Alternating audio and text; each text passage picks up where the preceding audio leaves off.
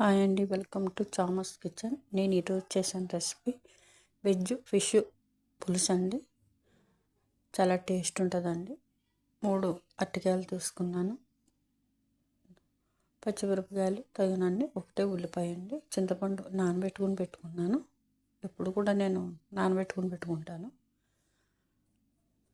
ఇంకా పసుపు, కారం, సాల్ట్ అండి మ్యారినేషన్కి. సాల్ట్ వాటరు ముక్కలు కోసుకున్న తర్వాత ముక్కలు దాంట్లో వేసుకోవటానికి ఇలా కోసుకోవాలండి. మంచిగా ఫిష్ ముక్కలాగా కోసుకోవాలి, షేపు వచ్చేటట్టు కోసుకోవాలి.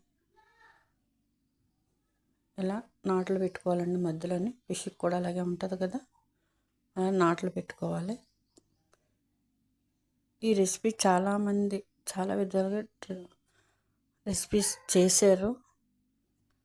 కొంతమంది ఉల్లిపాయలు మిక్సీ పెట్టేసి ఆ పేస్ట్ వేసి, టమాటాలు పేస్ట్ వేసి అట్లాగా చేశారండి. ఇప్పుడు నేను బౌల్లోకి ముక్కలు తీసేసుకుని ఉప్పు, పసుపు, కారం వేసుకుని మంచిగా మ్యారినేషన్ చేసుకుని పెట్టుకున్నానండి. ఇలా నేను ఒక 1/2 అవర్ పెట్టుకున్నాను, మంచిగా ముక్కలు పడుతుంది కదా అట్లా. ఇప్పుడు ఉల్లిపాయ తరుక్కోవాలి మంచిగా. నేను ముక్కలే వేస్తానండి, పేస్ట్ వేయను.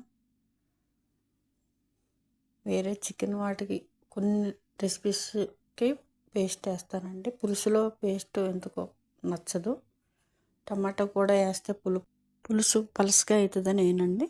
ఇప్పుడు కూరలోకండి ధనియా పౌడర్, జీరా పౌడర్, అల్లం పేస్ట్, ఉప్పు, కారం, పసుపునండి.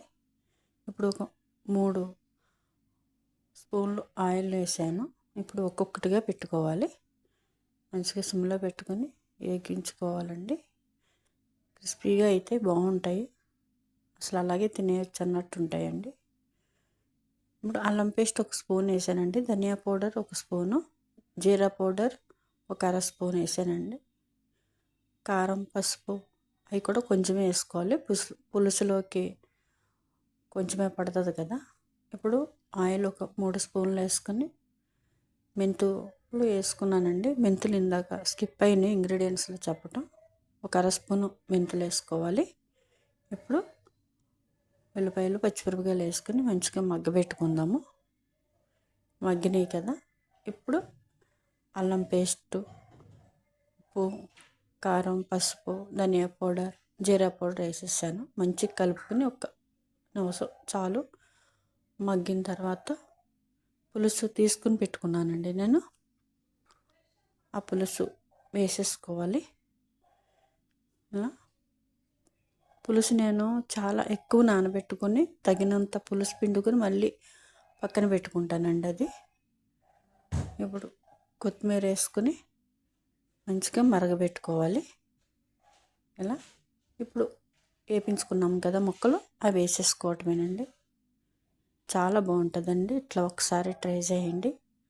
పులుసు కూడా పలుసుగా పెట్టుకోవద్దండి, చిక్కగా మంచిగా దగ్గరికి రానిచ్చుకుంటే చాలా టేస్ట్ ఉంటుందండి. కొంచెం పులుసు ఎక్కువ అన్నంలో కలుస్తుంది. పలుసుగా పెట్టుకుంటే చాలా బాగోదు. ఇట్లా ఒకసారి ట్రై చేయండి. ఇలా అందుకని ఎక్కువ నానబెట్టుకోవాలండి. చింతపండు తగినంత వేసుకోవాలి, కొంచెం వాటర్ వేసుకొని మరగబెట్టుకోవాలి. ఎప్పుడైనా పులుసు కొంచెమే చింతపండు వేసుకుంటే నీళ్ళలాగా వస్తుందండి పులుసు, అట్లా బాగోదు. ఇప్పుడు కొత్తిమీర వేసుకున్నాం, ఇంకా అట్లా ఉండాలి పులుసు అండి. చాలా టేస్ట్ ఉంటుంది. ఒకసారి ట్రై చేయండి, సపోర్ట్ చేయండి ఛానల్ని. నేను చేసిన రెసిపీ కూడా ఒకసారి ట్రై చేయండి. రెడీ అయిపోయిందండి వెజ్ ఫిష్ పులుసు అండి. థ్యాంక్స్ అండి చూసినందుకు. లైక్, షేర్, సబ్స్క్రైబ్ చేసుకోండి. మరిన్ని వీడియోలతో మీ ముందుకు వస్తానండి. చాలా చాలా థ్యాంక్స్ అండి.